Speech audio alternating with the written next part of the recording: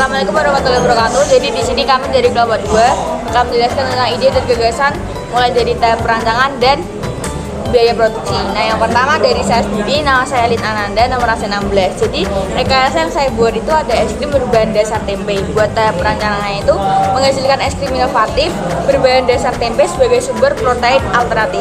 Es krim ini menyasar konsumen yang ingin menikmati dessert sehat dan bergizi.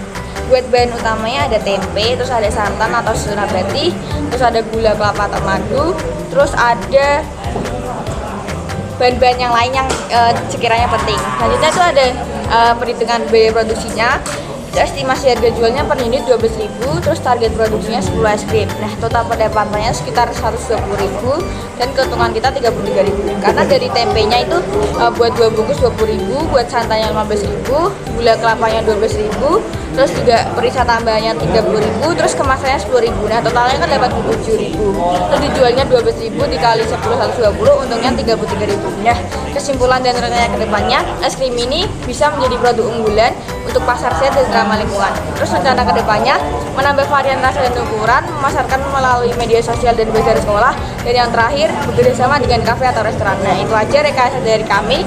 Selanjutnya bakal ada dari teman-teman yang lain. Perkenalkan, nama saya Fatul Nabila Antama. Hari ini saya akan ngomong tentang ide atau gagasan saya tentang teknologi rekayasa dalam bidang pangan. Di dunia ini ada sejumlah 7 miliar orang yang sedang hidup sekarang. Sebuah survei mengatakan bahwa persentase manusia yang mengonsumsi daging di dietnya mencapai 86%. Dengan meningkatnya permintaan akan produk berbasis daging, sumber daging kita saat ini belum berkelanjutan. Banyak ilmuwan telah meriset dan menganalisis teknologi yang kita punya dan telah menemukan sebuah cara untuk membuat daging dengan mudah dan murah. Cultivated meat melibatkan pertumbuhan sel hewan dalam bioreaktor yang menyediakan nutrisi dan kondisi yang diperlukan untuk penumbuhan sel. Cultivated meat ini sudah cukup populer di luar negeri, seperti di Inggris. Sebuah artikel dari Green Queen menggaris besar beberapa tindakan yang taktis yang telah diambil oleh United Kingdom untuk mengembangkan bidang protein alternatif, seperti memetakan lanskap protein alternatif, mengembangkan akselerator dan ruang inkubator, dan membuat program pelatihan untuk tenaga kerja masa depan. Protein alternatives dapat menambah 6,8 miliar pound sterling per tahun ke ekonomi Inggris dan menciptakan 25.000 pekerjaan pada tahun 2035. Harga median untuk protein alternatif sekarang berkisar antara 85 pound sampai 170 pound per kilogram. Tetapi beberapa perusahaan telah mendapatkan harga serendah 13 pound 9 sen per kilogram dada ayam yang dibudidayakan di dalam sebuah laboratorium. Perkenalkan, nama saya Firas Khalil. Saya akan memberikan gagasan atau ide saya mengenai rekayasa di bidang makanan. Yaitu saya akan membuat pasta dengan 3D printer. Gagasan saya itu membuat pasta menggunakan 3D printer. Ada menggabungkan teknologi yang modern dengan industri makanan. Nah, tahap perancangannya itu yaitu pertama kita mengidentifikasi kebutuhan dan tujuan kita, yaitu kita mengidentifikasi tujuan yang kita ingin buat pasta. Kemudian penelitian bahan baku, yaitu kita meneliti bahan-bahan yang akan kita gunakan, apakah itu sudah aman atau belum. Kemudian desain digital pasta, kita kan karena kita menggunakan 3D printer pasta, kita bisa mendesain bagaimana pasta kita bisa menjadi lebih baik. Kemudian persiapan 3D printer, kemudian kita juga harus menyiapkan 3D printer yang harus kita siapkan. Kemudian kita harus tahap kelima, pembuatan dan pengajian adonan pasta. Kita juga menguji dulu bagaimana pasta yang akan kita buat sudah layak untuk dimakan atau belum. Kemudian tahap 6, pencetakan pasta. Jadi kalau kita sudah menguji dengan benar, kita bisa mencetak pasta dan dengan baik. Kemudian tahap 7 yaitu pengeringan dan finishing. Jadi setelah kita mencetak pasta, kita dapat melakukan finishing agar pasta menjadi lebih baik. Dan kemudian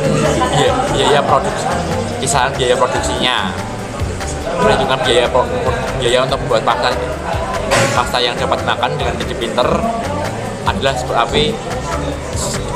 agak lumayan besar, yaitu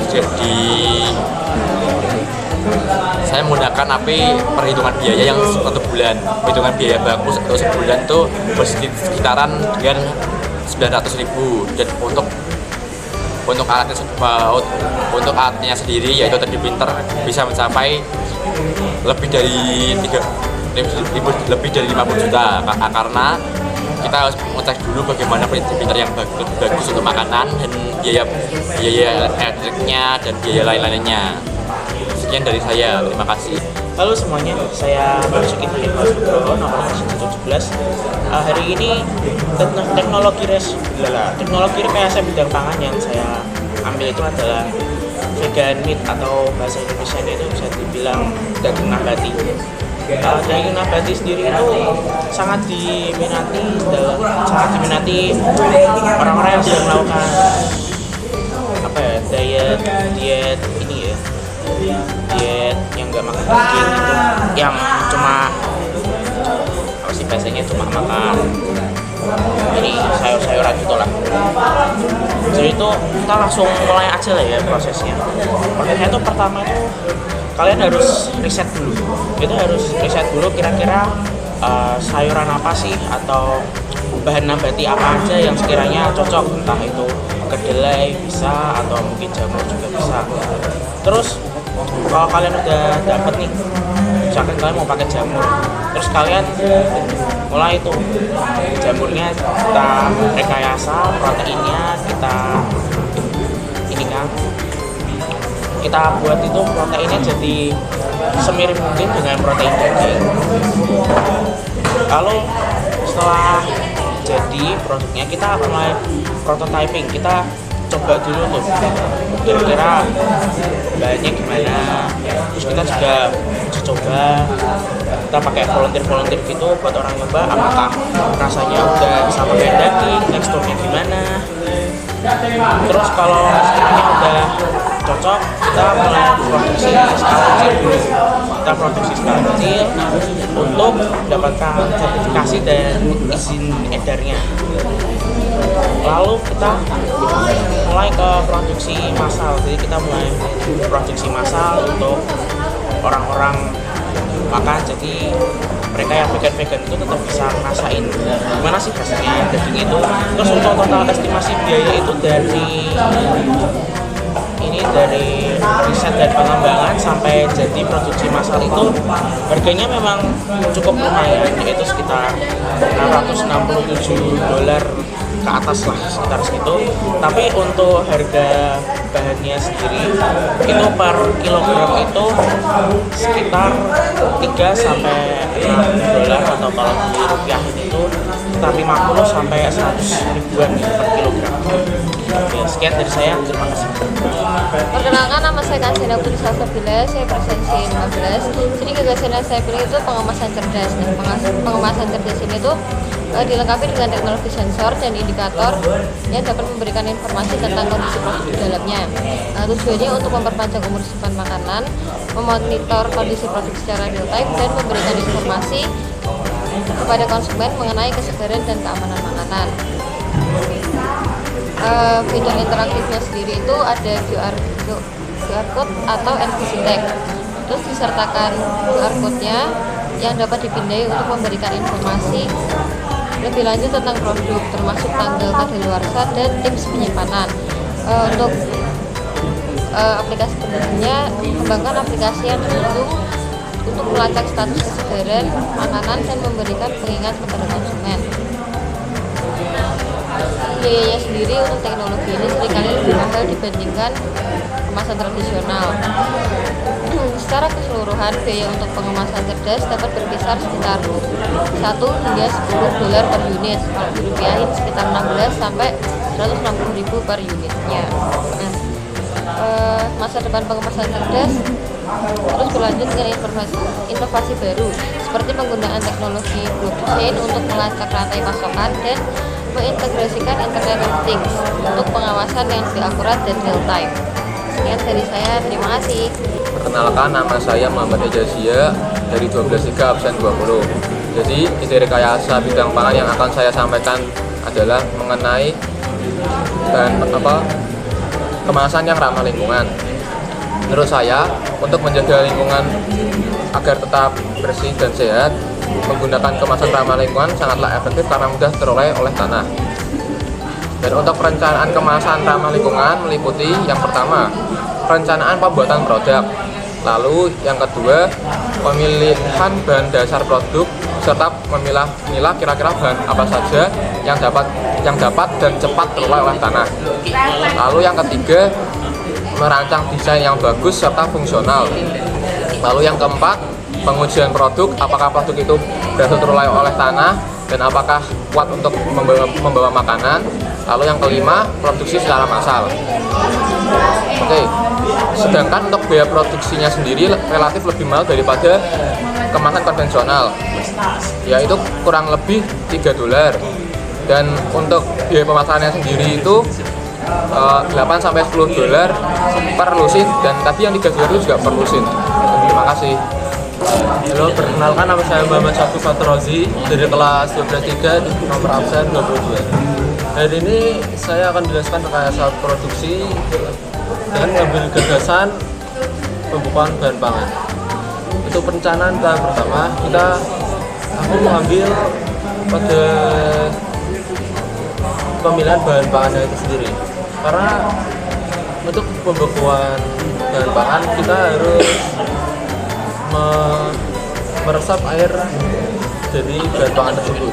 Jadi untuk bahan-bahan buah-buahan itu tidak cocok karena mereka mengandung banyak air. Nanti kalau diresap nanti akan busuk sendiri. Jadi bahan yang cocok itu adalah daging karena di dalam freezer minus 18 derajat Celcius mereka akan memperlama masa pengawetannya. Jadi untuk alat yang cocok adalah freezer karena freezer sangat cepat untuk membuat udara di sekelilingnya itu menjadi minus 18 derajat Celcius.